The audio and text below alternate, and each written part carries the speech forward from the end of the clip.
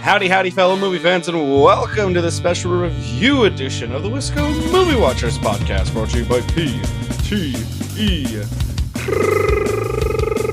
Creative. As always, we're your host, Evan and Dylan Davies. As I said, it's review time. Dylan, how you feeling about 2025's movies that we're talking about today? Overall, I would say underwhelming. So here's how we're going to handle the review of this year. We're going to throw in a little bit of selfish stuff for ourselves, but we're going to give you some overall thoughts on 2025. We're going to give you our least favorite and what do we think is the best movie from each year or this year. We're going to talk about a movie that we found this year that we really enjoyed that wasn't from 2025. We're also going to talk our favorite episode that we did this year. And on top of that, we're going to give you an MVP of the year in terms of movies. It's going to be a little bit of a fun. We're going to start with our overall thoughts, though. I think Dylan said it best. Underwhelming. Why are you feeling that it's an underwhelming year at the movies? I would say, like, all the movies that was looking forward to, all of them actually turned out to be good movies, Sure. but none of them were standouts. Okay. Like, I do like the movies, a lot of the movies that I watched in 2025, but there's nothing even close to cracking the top 100. Which is pretty light for a year. You should have one that's at least a challenger. You should have Mhm. one that's at least going forward. And yours is a little bit different. I did have an addition that we already discussed in a spoiler for our top 100 post mortem that I will get to because it's by far my favorite and I think the best movie of the year. I had some overall notes for 2025. Schlock with some original gems. I thought that obviously Sinners was great in its original film. I thought F1, although yes, it is derivative of Top Gun Maverick, still a very fun movie.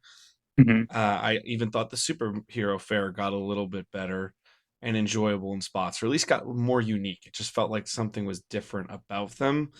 Yeah. But I think I only saw Superman you for saw superheroes. Thunderbolts, Oh, yeah, Thunderbolts. Yep. yeah, and so I feel like we're taking steps in the right directions for these big studios who have you need these reset points. They need like a 2 or 3 year, oh shit, this ain't working anymore. And we're in year 2 or 3 of that right now where they're learning, oh, we can't just put out X for content. We're good to go, right? Eh, that's questionable. Yes. Considering the specific trailer you had me watch for 2026, that's a questionable statement.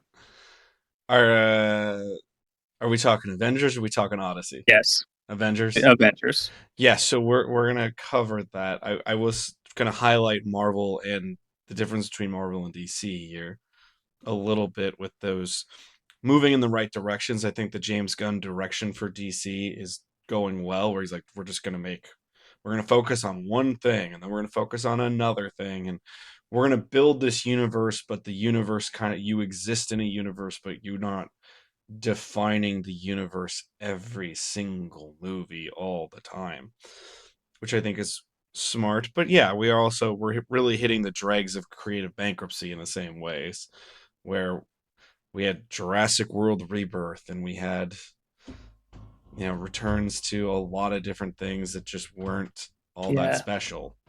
Well, like Jurassic World Rebirth, I think was supposed to be almost a reboot for the Jurassic World series. Yes, which is a But reboot of a reboot. exactly, that's the weird part about it. And so that is something that we have to be continually thinking about is we are in both a creative bankruptcy era where we want to get this original content that's really good. And you will see Dylan and I are recording our 2025 review and our 2026 preview simultaneously. We're going back to back today. And I think when you watch the 2026, because those episodes are going to be released like a day or two from each other, so you can see them in really quick succession, you're going to see me specifically in the notes highlight a few things that I'm like, this is exciting because it's different, or this is exciting because it's different. and I don't know how much different we got overall in 2025. We got a lot of sequel fare, we got a lot of same universe stuff, and in those same universes, some of them fell flat, some of them did really well. Hmm. Where do I thought Thunderbolts was a good step in the right direction. Captain America: Brave New World, not so much. Fantastic Four, straight down the middle. Like it was like okay, I enjoyed Hmm. my time with it, but now when I think back, I'm like, okay, There was a okay. lot of just fine movies. I know this Like is not the way you want to start a show with all the excitement. We're like, we're very much like, it's it's fine, it's fine. But I would say it's stronger than 2024 for me. 2024 was a weak year. 2024 was a very weak year. And this is also the time of year when I actually start watching a lot of movies from award contenders. Yeah. I just haven't been able to do that yet. Well, of the award contenders, what are you looking forward to the most to watching from this Ha- 2025 slate? Hamnet is definitely one, Yep. and I haven't seen one battle after another. Definitely looking forward to that. Yeah. And then, Well, especially now that you have an HBO login. yeah, that's true. Yeah, I mean, You're welcome. this is when movies actually start getting good to me because, like, I'm just looking at the top 10 of box office, and Spinners is literally the only thing that's not based on something or a sequel. Yeah. It's rough. It's and actually that would go all the way down to F1 and so weapons F1, which is tangential, and Sinners are the only three original things in the top 20. Like Yeah. that is just the world we live in now. Right. It's just not my favorite. It's an IP driven world, and I'm going to save some of my thoughts so we can get to some of these positives here and go from there, or at least get to some really lively conversation. But yeah, I think that's an overall. I think we went in a step the right direction, but we're still not in a great place as Mhm. moviegoers yet. So I'm going to take you. I want to know what is your least favorite movie of the year, because I think that's one that can help Yeah, define a conversation. I was trying to think of that, and I really don't think I watched something that was like, oh, this is just awful. Sure. Like, I stopped watching How to Train Your Dragon about halfway through just because I was like, this is literally beat for beat a live action remake. Yeah, Like that, there was no point of making that movie. we're going Uh, to be talking about one of those in our preview episode, so I get it. I very much and understand then it. like other, I didn't watch like some of the bigger bad movies. Like Snow White is definitely one. Um, Yeah, I mean, I heard mixed things about the Naked Gun reboot. yeah, Like, that was the only thing even in all of August that I thought could have been attractive enough to go besides maybe Toxic Avenger, and they both were just weird, and I was like, meh, I'm not there yeah, for it. I mean, my least favorite movie of the year, thankfully, I didn't have to pay to go see it. Yeah, I was paid to go see it essentially because I was working.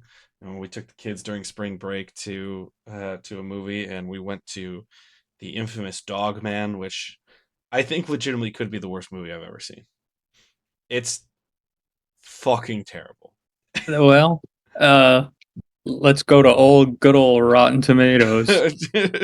Dogman is utterly garbage. There are two big movies from 2025 going into the year. There are people had at least some hopes or something about them. Okay, well, apparently you're wrong. The that's insane. Dog Dogman has an 82% critics, 81% audience. What? That's an I don't, insane take. I'm That just is looking an at insane idea. I'm just looking at audience reviews of it, and the Oh my first one is god. literally just I like when they play Miley Cyrus Flowers on there. Like so maybe there's not a lot of depth going into these There's no reviews. depth to that. Oh my god. So I want to say this. Apparently, it is very loyal to the book series, and I understand it's a kids' comic book, not even really a comic book, but kind of a comic book. written by the same author, Dave Pilkey, that did Captain Underpants. And I loved Captain Underpants as a kid. It's part of what kind of unlocked comics for me. Because I always was really interested in comics, could never get my hands on it. Captain Underpants was at least put in schools, and I was like, oh, I've always Mhm. wanted to read some comic stuff. This is fun. And then somehow the bookmobile put Batman: The Dark Knight Returns, which is totally not appropriate for children, in the bookmobile, and that was my first real taste of comics. So, Mhm. which is hilarious that I went from Captain Underpants to Frank Miller, but it is certainly something in which I understand I'm not the target audience anymore. I'm not the target audience of Yeah. that movie, but at least make it make sense, at least make it coherent, at least make it something that adults can enjoy. And the reason I was shocked when you gave me those reviews was I went to every coworker that was in that room and I was like, that was one of the worst things I've ever seen. And they're like, it was god awful. And they're people that highly disagree with some of my movie takes. They're not just people that just blindly agree with some of the stuff I say. And they're like, that was awful. That was absolutely terrible. And I thought the That animation was meh, and I was like, okay, that that movie really struck me as kind of like what I think of all the Illumination studio sure. animated movies, where it's just like purely driven for kids, and there's really no adult enjoyment. No, it was certainly a movie in which we talked about this on many shows this year. That was a kids movie. And there's a difference between a kids movie and a family movie. If anyone wanted to argue that Dogman was a family movie, I would laugh in their face because it would be a very sad, stupid, laughable argument. Because it'd be like there's nothing redemptive for an adult to like in this movie. Mhm.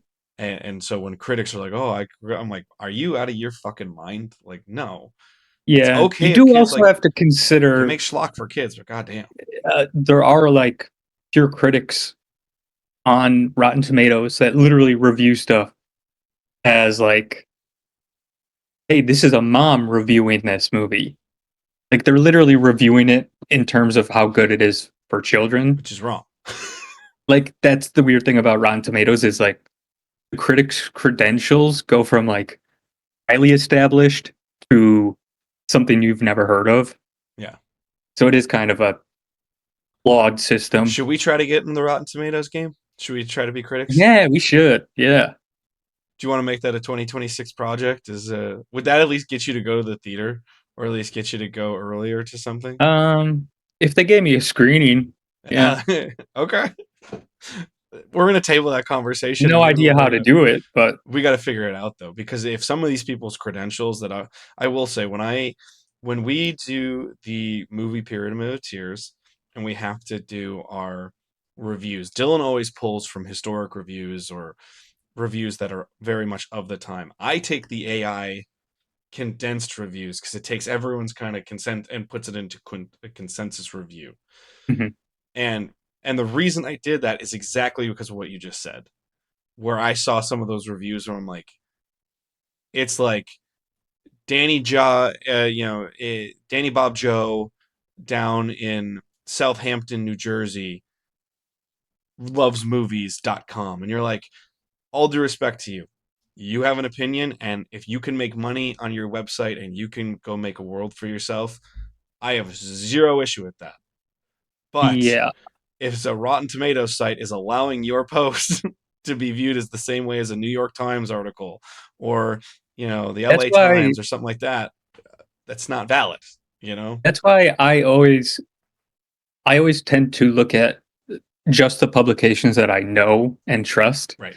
So like Variety, New York Times, Boston Globe, Yeah. um, Chicago Tribune, like the ones that I actually know are bigger publications, Sure. because that's more. I feel like that's more in line with what I like, Sure. more than even more than audience score usually. Yeah, I mean, I certainly waver on critic score and audience score. I think a lot of the times I favor the audience score as more accurate. What I find more accurate is movies that the general audience thinks are positive. Most of the time are correct over a critic score. It's when movies when generally an audience would you'd feel would be more divided or negative on it, you can't trust an audience score. You have to go towards a critic score because critics E- most of the time have a job riding on it, and they're like, I can't give this movie a good rating. Like I just can't. It's okay if I liked it, but I Yeah. can't do it. You know? Well, eh, on Dogman, there's 105 critic reviews and there's 2,500 audience reviews. God. And I'm just curious to see like a bigger movie like How to Train Your Dragon. Yeah, see the How to Train Your Dragon has 10,000 over 10,000 Audience audience reviews. reviews. Yeah. So 2,000 is very very low Yeah. I mean, for a it's certainly commercial something that movie. we deal with it every day in every form of media. The internet audience that actually is passionate enough to talk about something, generally speaking, is a very small segment of an audience. Mhm, We think it's bigger. There are certain things that I think are bigger than that, but there are many, many forms of media. People are like, "Oh, the internet." And you're like, if you're part of it, like, I hate to break it to you, or I hate to say it all the time, because pro wrestling fan, but I know as an internet smart mark, I am a very small percentage of the actual audience that watches WWE or professional wrestling at large. Very few people. I mean, that audience is growing because pro wrestling continues to shrink, but like that audience percentage where we're like, we love this guy. It's like we're part of like a 3% or up to a mhm. 10%. We're not a true reflection of what every audience would love to see, kind of thing. Yeah. So it's certainly something that would be my least favorite movie. And you kind of talked about nothing really struck you as terrible. However, if you have to stop a movie halfway through because you're like it's the exact same, And it wasn't bad. I okay, should say that. Like, I just was like, there's really no point of watching this because I like How to Train Your Dragon animated. yeah. So I would like Of the two, live would you action. say the live action is a little bit weaker at the very least, or would you say Oh, it's as 100%. okay, okay, Because they do lengthen it a bit, but they lengthen it not for any good purpose. So it's just like, whatever. okay. All right, take me to your favorite found movie of the year. What's a movie that not even from 2025 that you're like, love this movie, gotta So have it. mine, the one that came to mind right away was a movie I had seen before, but I probably watched it at this point probably like a decade ago, and I didn't like it back then. Sure. It's Bringing Up Baby with Cary Grant and Okay. Katharine Hepburn. So I rewatched that, and yeah, I love it. Like I was like, don't know when I saw this that I wouldn't have liked it, or Sure. why I wouldn't have liked it. Sure. It's just a good, 1940s, late 30s screwball comedy. You do love those 30s, 40s, 50s screwball comedies. You love those Yep, comedies, man. I don't know what it is yep, about those, but they strike your chord, yep. That's probably my favorite like genre of all time. which is an insane thing to hear from a millennial in 2025, soon to be True. 2026. Yes. But hey, if it floats your boat, it floats your boat. I'll go take you to. There was a lot of standouts for me that would be in my top 100 now that I really enjoyed. One that always stuck out was The Sound of Music because I had zero interest in that movie before we reviewed Hmm. it for the show, and I was like, "Holy shit, this movie's good." I really enjoyed The Sound of Music. But the one I wanted to point out the most because it's a movie I can see being a recurring movie over and over and over again is The Holdovers with Paul Giamatti. I Sure. fucking loved The Holdovers. And I think it's a perfect Christmas movie or holiday I was movie. about to say, for someone who doesn't like Christmas like you, Yeah. Holdovers is the perfect balance of wintry but not Christmassy. Themes of Christmas, but it's not the traditional, oh, Yeah. family is great and we love everybody and negative shit still happens in that movie. And I really appreciate that. Hmm. It's a much darker, angstier tone under the surface of this very fun. I don't want to say whimsical comedy, but it's I would certainly at times. at times it is, but it's certainly I appreciate the found family aspects of it greatly, and that's where it kind of fits into a Christmas movie. But I really just appreciate the relationships that are seen throughout that movie and how you are willing to make decisions when you think you're doing what's best for somebody and it backfires. And then you do something that's going to very much hamper yourself, but it helps others. And you're willing to take that because now you've built this relationship. That is an amazing thing to see on screen. And I really appreciated that from The Holdover. So The Holdover is only, it's only 2023, so it's not super old. Highly Yeah, recommend that film. Highly, highly recommend that film. cozy. I would love to. We maybe we need to do this in 2026 somehow, but I won't. We won't announce it in the episode, but maybe we'll have to do it. Is what qualifies a Dylan Davies cozy stamp? Because it's the ultimate stamp you can give a movie. Eh, it's more just a vibe than it Uh, is like hitting boxes or anything. I know, but you're very much like And cozy is like the thing for you. We're like, oh, yeah, cozy. and I'm very influenced by one of the podcasts I listen to, which is with Gorley and Rust, where at the end of each year, they take all the movies they watch and they do a cozy tournament where they're not judging a movie based on how good it is. Yeah. They're just purely judging on, is this cozier than this movie? And they do a whole tournament. It's great. Maybe we'll have to do Dylan's own tournament in December of all the stuff he saw Yeah. and just be like, is this cozy or not? I think that's fun though. I think that's an enjoyable one to hit. Well, let's go to some more. What was a cozy episode for you? What was your favorite episode that we did this year? This is the only thing we're Um, doing that's selfish for us. I really did enjoy the Grinch one that we just did. Yeah, I've really enjoyed that as well. I like it because it's a movie that I hadn't watched in a while. Yeah. So it was like a nice refresh of a movie I do like. It is it's certainly something it's fun to go back and watch movies that I forgot about.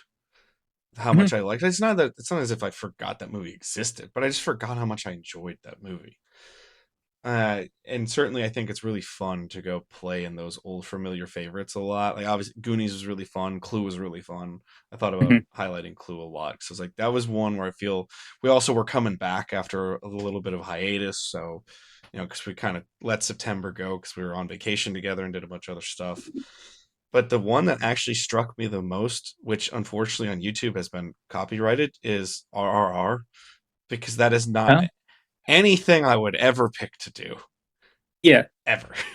And you didn't really enjoy it I all en- that I much. enjoy, but I loved the experience of doing it, and Sure. that's where I think the communal aspect of why, and I understand why you can't do it as much anymore. I very much do, but why I love the theater is the communal experience when I don't even have to speak to anyone, but I feel like we can all have a shared experience in a Mhm. real cool way. And I also just loved the fuck it mentality of that episode where like I got two really crazy things. Let's just pick one and go with it. And then we get this insane episode of watching one of the wildest fucking things I've ever seen in my life. Yeah.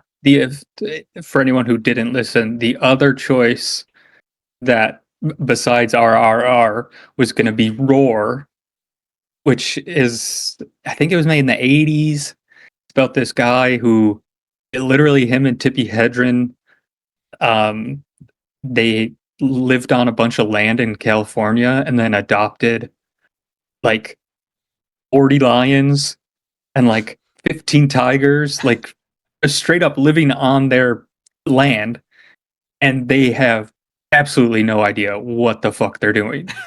Like it's kind of the Tiger King part of it, where it's Sure. like you might love animals, but you should not be taking care of them.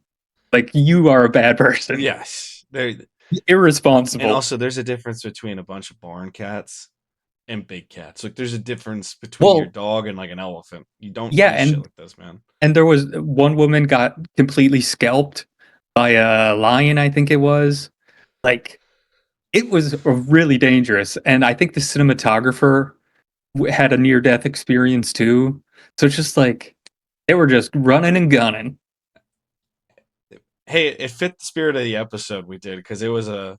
I showed up late at night on a in this well somewhere in the afternoon on the summer and it was like a dark summer's day and I was just like, hey, we're doing an episode. And we're just doing it together. We're watching something. What are we doing? I don't know. And you're like, well, here's my plan. And we just fucking did it. Eventually we'll have to watch Roar. We will be doing a lot of stuff over the. I want you guys to really check our 2026 preview because not only are we previewing the movies that are going to be coming in 2026, we're also previewing a lot of our content for you guys, and hope you're going to enjoy it. And I would love to get stuff like that in there. Where it's just like, what the fuck is Hmm. happening? And it's fun. Let's go more to that positivity again. When it comes to film of 2025, though, who or what is the MVP of 2025 for you when it comes to movies? I would say it, it's kind of hard to tack down like a single person, Sure. but I really do think the horror landscape is proven to be the best place to put original ideas out there. Because you have Weapons and Sinners, which is two of the most successful movies of the year, both original, both completely driven by creatives. Yeah. And you just don't get that with other genres nowadays. Yeah. Sadly, yes, Mm, it's very yeah, true. And that's the thing is I don't even consider. I know it is horror genre technically. I don't see Sinners as a pure horror movie. it's very light. But at the same time, I do understand that it's a playground that is still acceptable to play in for a creator. And it's why a lot of these, it's been a trend for the last 10 to 15 years. But it's really fun to track these young horror directors in their careers because it allows them to express all these ideas and do all these different things. And then they prove themselves, and that's when a studio says, okay, you can have this or you can have that. And sometimes it works and sometimes it doesn't. Yeah. Oddly enough, I think, I loved it when DC, after James Wan, did such a great job with the Conjuring universe. They're like, you got Aquaman, go. And Hmm. obviously, it's got to fit in our framework of what we want. But I thought he did a very good job of that. And everyone's like, horror director. And you're like, well, yeah, he also did some of the Fast movies and other stuff like that. So it's They not a also big did the budget. same with Shazam. Right. And So I just feel like the horror movies are not just the most original, it's also the pretty much the only place nowadays where you can put like political and societal commentary in that works. that doesn't feel like it's hitting you over the head. Yes. Yeah. Yeah. I think that's a very fair case. Because, yes, there are. I remember, unfortunately, I did not get to pull this because I just never found the time to do it. Mickey 17 is not in my rankings. I ranked every single movie I saw from 2025. And I was shocked at how many movies I actually got to. I was like, oh shit, I thought I only had like 10, but I almost got to 20, I think I only have about 10. which is fine. And it's fair. And thankfully, we did watch a couple different things. But Mickey 17 was something I was really excited about. But the only thing I ever heard from multiple people was, I understand the message of dictatorship with Donald Trump. I get it. I agree with it. But I don't need another 2.5 hours just hitting me over the head with Trump is bad. Because I already know Hmm. it. I already feel it. I don't need to get it. And they're like, Hmm. that whole movie just felt very much like Trump is bad, Trump is bad, Trump is bad. And I agree with you, but I don't need to hear it in this movie. Like, what was the original elements of it were the thing that was intriguing me, not your political commentary on something Yeah. that's very obvious now.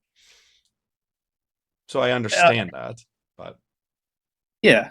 I mean, like that's was that more action, really?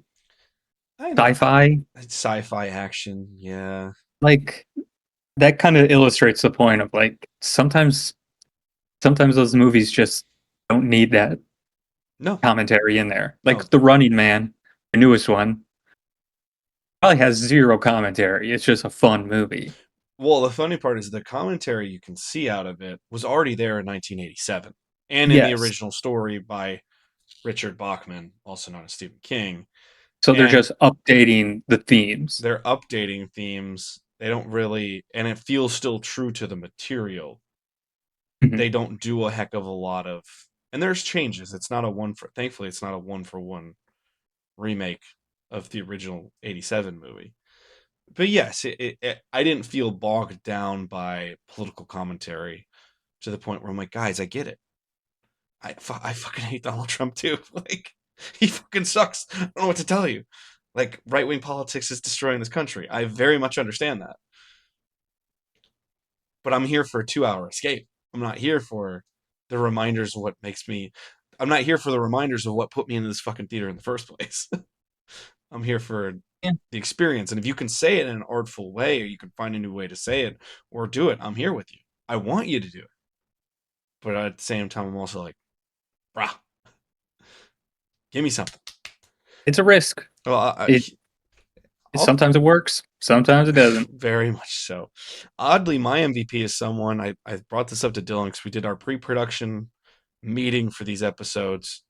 We're recording this Christmas Day. We Dylan and I did our pre-production meeting for this and our following episode at the Christmas Eve dinner table after playing games with our family.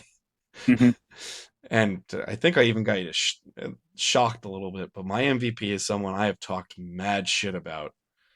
But it's James Cameron, of all people, is someone I'm calling my MVP of the year.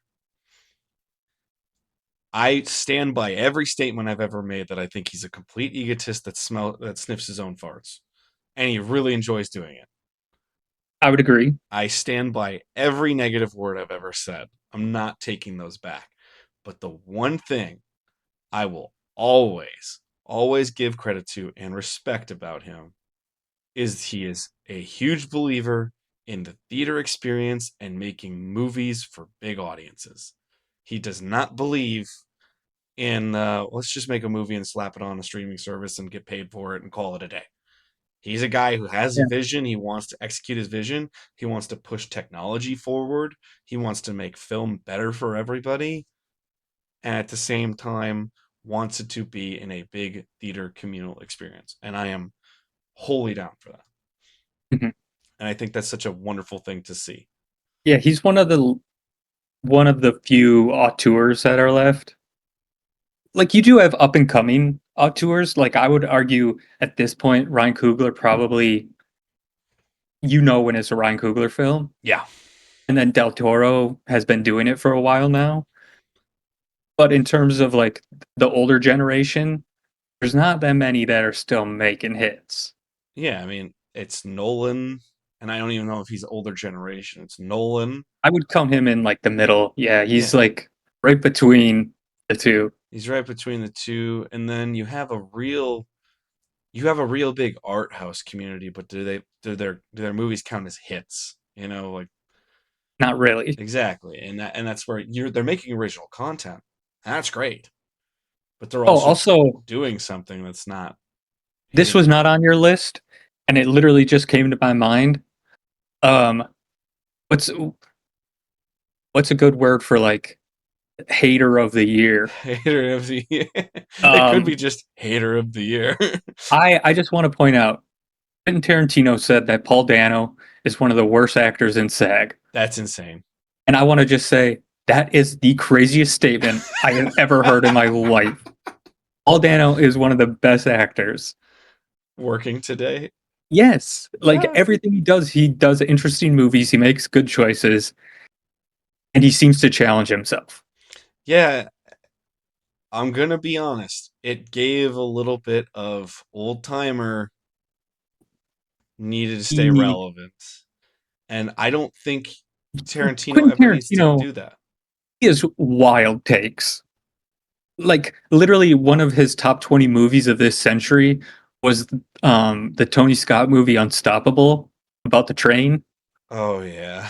Like that's in his top 20. It's like, is that movie good? It's fine.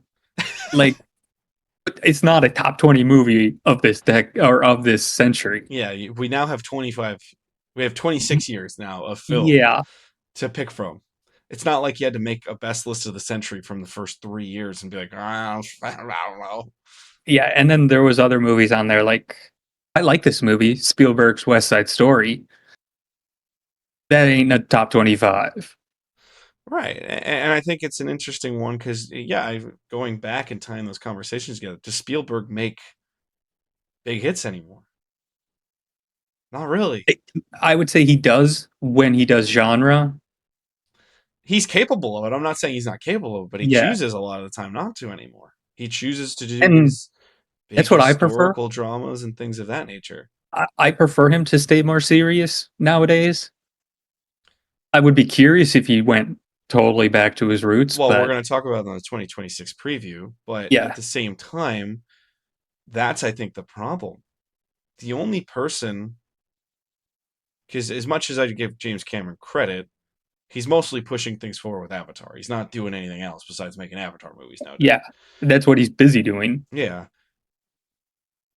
Christopher Nolan's the only one still playing in genre movies that are making them interesting and fun on a regular basis and doing I things that are would still different. count. It doesn't fully fit, but I still would count Scorsese as an auteur who's doing genre. He Sure. just has that one lane of crime that He he only always he sits only in. makes crime movies that have ties to the mob somehow. That's what he does. Yeah, like I do think he's still one that's still making. Every time he makes something, I'm like, okay, it's probably going to be pretty good. Yeah. And I don't want to say it won't be good, but that's where, the thing I would vehemently disagree with you on is not having the Spielbergs anymore. Or, I mean, I'm not saying when you actually look at his body of work, is he a great director? I don't know if you can argue that with George Lucas, but not having the Spielbergs, the Lucases, the De Palmas, Coppola. Coppola, not doing genre films is actually a huge Actually, negative. I will take that back. Coppola is still making stuff. It's just awful. And he's still an auteur. But Right. did you see Megalopolis? No, God, it looked bad. I watched half of it, and it is so bad, like unfathomably bad. Like, How does somebody that talented, that good, do that? and it was like $200 million. The only thing you can give credit for is he paid for it himself. Yeah, I do credit him a lot for like, hey, I want to make this. I'm gonna make it the way I want. I'll fund it myself. Yeah. But geez, it was not good. It also doesn't help that the visual effects in it are whack. Like they just, and it's because halfway through the movie he just fired his whole visual effects team. Why? I don't know. I just remember that being a big story of like, okay, so you're just gonna switch halfway through. You're probably gonna get a very distinct, you know, some really great, some not so good because it's now rushed. Yeah. So it's just ugh. I mean, it was a choice, and it's a lesson. But not having those guys and not having a new generation to fill those footsteps, uh, to make great genre movies anymore is terrible. Like I thought what was I don't think it's the greatest Marvel movie ever, but I thought a really nice breath of fresh air for the MCU a couple years back was when Sam Raimi did Multiverse of Madness. Because I'm not saying it's great, but at least it put somebody that does usually have a voice and a feel into something that is very, you know, make it, box it, packages up, sell that motherfucker as cheap as possible. Marvel to me is now becoming Amazon, Yes, where it's going to be run of the mill. correct. Anything that's Amazon brand, is going to be like, okay, whatever. Like, just Fair. Marvel, they just don't take big enough swings, in my opinion, Well, right, anymore. and that's why I loved that Sam Raimi hire, and I really loved it because it was the only movie of that ilk where even if it didn't come out spectacular, it felt like someone was at least trying to do something weirder or different with it, especially with a character that worked. And to not have those guys in genre film as much anymore, and guys, I just mean by anybody, I wouldn't care who it is. I also look at other great female actresses or female directors that are really going down the drama route. and are not going into genre film. And I think it's a huge negative to have because it allows for the narrative to always be okay, well, it's sci-fi schlock or it's action schlock. It's nothing special. It's nothing unique. It's nothing different. It's just the Sure. same over and over and over again. Which is why I like someone like James Cameron still in the genre. Still like even if I'm not crazy about Avatar, you heard me. I put my review. That was the shortest review I've ever done for this channel. Was for Fire and Ash because I literally was like, I don't even know what to say. It's very much straightforward. I think these movies are mid. This is, I think, maybe the best of the three. I'm not sure, but I respect the dude for at least trying to make movies easier to make, trying to make big epics, trying to, you know, really hit home visual effects that work and make it Mhm. easier, and always sticking up for the theater experience, and also coming after the Academy this year. I loved that too. I adored those comments because he's like, "How is it fair that some guy gets to have like two screenings in L.A. and New York, and I'm in front of 10,000 screens, and we're on the same playing field?" He's like, "No, you that's not fair." And I agree with that. I don't think that's a fair comparison I on agree his with that. part. He's making 200 million plus movies. Correct. He has a budget for it to be in every theater. A lot of those smaller movies just don't have the budget or the like the reach that they need. Right. So sometimes just getting into the Oscars awards talk, that's how they get publicity. Yeah, we'll talk about this more in our Oscar previews and things of that nature in the 2026 preview, but it's just something I do appreciate. I I like the fact that we're talking about standard.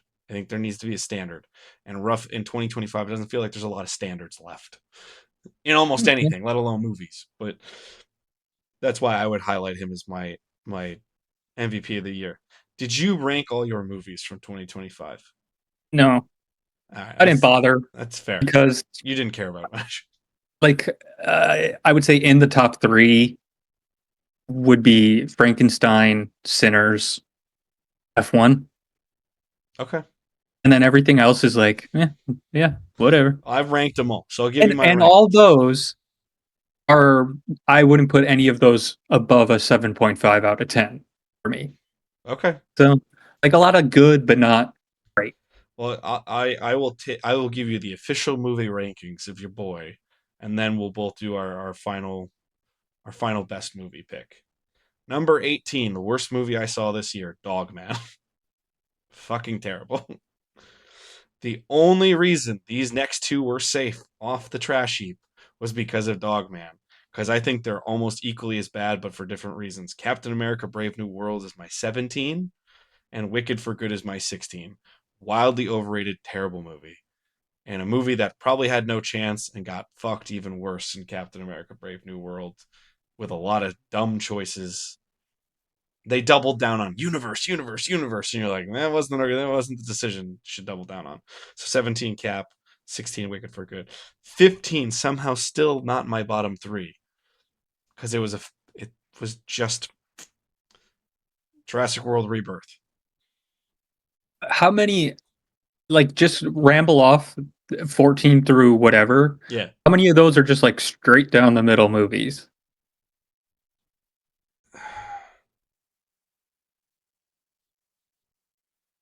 at least the next five probably.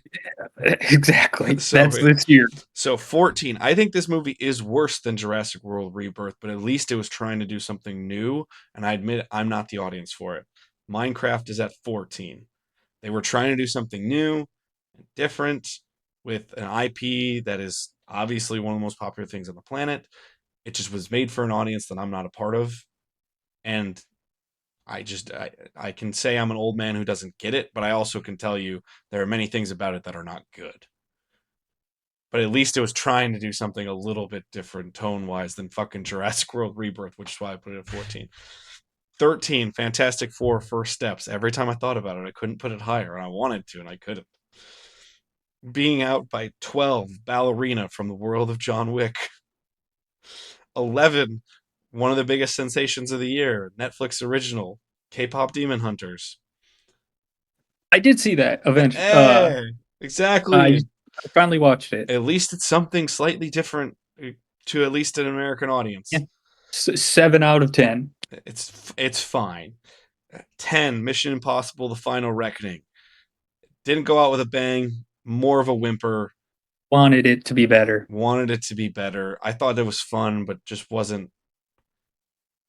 It really lacked, and it just felt like we were going downhill. So I'm kind of glad, at least it seems for now, they took the knee and just said, "Let's stop. Let's stop." You never know; it could always come back, but I think it just shot itself in the foot by making it that long. real long. You pace out that movie in 2 hours, it's probably a good movie. Or at least it feels like you're still moving. There was a lot of Yeah. times. Did you feel watching that movie? It was just kind of like, let's Oh, fucking, it's very slow. yeah. Number 9, Avatar: Fire and Ash. Whatever. I'll Look, probably like it. looks great. Number 8, Running Man, because at least it was just a fun movie. And it was self-aware, which a lot of these movies were not. So number 8, Running Man. And yes, I am biased towards the original Running Man, but I'm not sitting here saying Running Man is my greatest movie of the year. So number 7, I'm going to go Superman. A return to a good character, done well, not perfect, but fun. And at least did have a different tone that a lot of superhero movies do nowadays. Yeah, it was good enough. Number 6, I think the best superhero movie of the year is Thunderbolts. At least had something to say and did something different with Mm, some of its visual effects. I like the fact that mental illness was a huge part of it because of the Sentry character. Yes, I'm biased. It hit me very much in the feels with that one, but I think it's better than Superman by far. I don't want to say by far, but at least it felt. It also was nice because I thought Marvel might be dead I just after don't it like came any out. of those characters.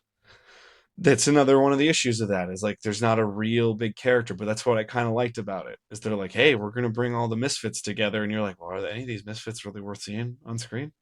You're like, well, we're gonna try it, so you got to give them credit for that at the very least. Number 5, Zootopia 2, a very good movie. I thought very enjoyable, straightforward, nice. 4, F1. I thought it might be even higher. I loved F1. I've cooled on it a little bit, but still great. 3, 28 years later, Chef's Kiss. Fucking love that movie. It's great.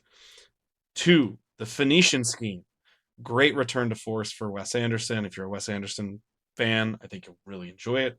And number 1, greatest movie of the year for me, and in my top 100 because I think it is absolutely phenomenal, and that would be Sinners. Sinners is my top movie of the year. I don't know if I've ever seen anything quite like Sinners, and that's what I really appreciate about it. Yeah, the only thing about Sinners, I just think I waited too long to see it, Because so it all was you just heard built was up. hype, hype, hype, hype, hype. Yeah, Yeah, it was just built up too much, but it was good. yeah, it's an enjoyable movie. Best Picture nominee, guaranteed. It should win. I don't know that. I don't know that for sure, but I'm just saying it. Probably not. I would just like if a genre film that's actually good was actually rewarded for being Hey, great. we're getting closer. There was The Substance last year. The Substance was a great ad. Dune and Wicked were not, but They're whatever. Again, exactly. But I don't want whatever. It's the standard. It's the same thing as it. It's the hey, same way I you watch a bad Super Bowl. people always say I they want more blockbusters in the Oscars, They do and when they do it, everyone complains. because they picked the wrong ones. No, they didn't. Those were like two of the best blockbusters of last year. Do I like them? No. But do a lot of people? Yeah. I just feel like they never pick the right ones. I want them in, but I want them to pick the right one. Can't have everything perfect. Well, that's why I want the standard to be higher. What was your best movie of the year? I honestly couldn't decide between Sinners and Frankenstein. Okay. They're about equal to me. I bet on a rewatch, Sinners probably would take it I would assume it would. All due because respect. Frankenstein is a bit slow at times. Okay. I will say Sinners moves. Sinners, you feel like you Yeah. were always got this momentum going and Yeah. it It always never feels like it's lags going enough. somewhere. Yeah, which I really appreciate. But that is our top movies of the year. Any final thoughts before we close out this year of 2025 for the Wisco Movie Watchers podcast in film? or 25? Mm, better than last year. Like that's about it. Better than last year. I mean, that's good. Exactly. Like it's moving in the right direction. It's moving in the right direction. Again, I think Sinners and F1 really gave me some hope that at least stuff that is original or technically original, because I know it's based off F1, but it's still a movie Mhm. by itself. That original movies can still be good and come out in a theater and be a big movie. And I really appreciate the fact that either legacy sequels or major franchises weren't all terrible. All the ones that I felt really could have been death nails came out pretty well. In 28 years later, Zootopia 2, I thought Pixar's and Disney's been dead for a long time, and I was just like, they're done. Zootopia 2 gave me some hope that maybe they still have something to say. And Superman gave me some hope, and like, okay, maybe we're gonna at least make these comic book movies, even if they're not the greatest thing of all time, at least people might enjoy them and have some fun Mhm. again. And it's not always, oh my God, yes, I remember this one side character from fucking 20 years ago that I don't really give a shit about. Yeah, I get it. Cool. I'm a huge comic book fan. I like that shit, but I'm like, guys, you're even pulling me to the point where I can't care anymore. So I think there's some positives in 2025. I don't think it's all doom and gloom, but it's still tough. It's treading water. It's treading water. So let's hope for the best going into 2026. But that is our official review of 2025. Dylan and I can truly say, because we both said in the past, we really appreciate getting to do this show. And everyone listening and watching, wherever you are, we appreciate that. So thank you. And we're going to continue to stream in 2026. We're going to continue to do a lot of cool stuff. And if you want to hear what we're doing, head over to the next episode. It's the 2026 preview. So this is coming out the day before New Year's Eve or New Year's Eve. Depends on how I scheduled some stuff. And then New Year's Day, you're getting our content preview and Wisco Movie Watchers preview. So look out for that episode. But if you're anywhere in the world, help us with the algorithm. Give it a like, comment, subscribe wherever you are, whatever format you're at. Follow us, YouTube, Spotify, and check out our Instagram account. It helps. Stay tuned. It's fun. Peace, love, and hugs to you all. Like Goodbye.